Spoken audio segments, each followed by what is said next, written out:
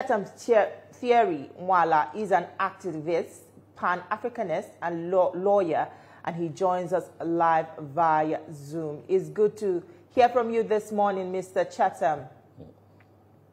Also joining us much later is Dr. David Ogbole, and he is a former special advisor to the former governor of Benue State, and he's also a public affairs analyst. He will join us much later on the show. But Mr. Chetam, let's start with you. Good morning.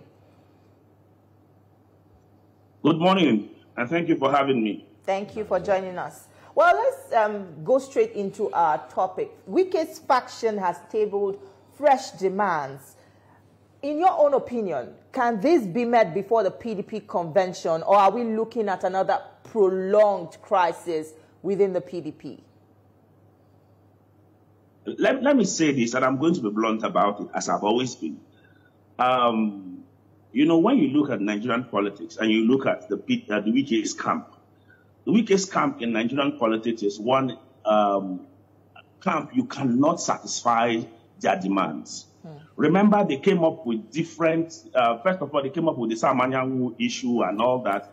Next thing, they came up with the zoning of the presidency to the south. They came up with a lot of other things they came up with. And they tried to satisfy those interests just for peace to reign in the party. The big question is, have the Wike camp at any point in time considered to anything since this whole crisis in the PDP started? The truth is, Wike and his team are working for the re-election of Mr. President. And Wike has openly said, see, I am going to support Mr. President for re-election. If you're going to support Mr. President for re-election, who is in the APC, which is clearly an anti-party activities, why remain in the PDP to destroy the PDP and to destroy opposition in this country? You know, the reason some of us enjoy and want a viable opposition, it's so that the president do not think that he has all the powers to do everything and goes away with it. That's why we'll have a viable opposition that would always call him to order.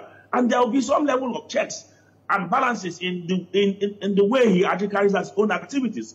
But we have seen an FCT minister who is now working like a mole in the PDP, destroying the fabrics of the PDP alongside his men, his G5 governors, and the rest of them, destroying everything that the PDP has stood for and everything that the founding fathers of PDP have worked for. That's why you see, today when they come up with this opinion, the opinion is met. Tomorrow they come up with another opinion. The opinion is met. They will look for something else just to destabilize the party. And we can introduce this a person belonging to two different political parties in this particular country, in our politics. Remember, in 2023, he was in PDP, he worked for the APC. Now we have seen Atiku and the rest of them saying they are members of the ADC, but they are working for the ADC, but they are still members of the PDP. Now the weakest action within the PDP has made these other persons within PDP to leave PDP to join ADC and to form this coalition we are seeing today. If you are tired of the PDP, if you can no longer work with the PDP, and whatever the PDP is doing, why don't you leave the political party and move on to the APC? Let us know that you're a member of the APC. That shows integrity. That shows truthfulness on your own part. Now, Mr. Nwala, this level of insincerity.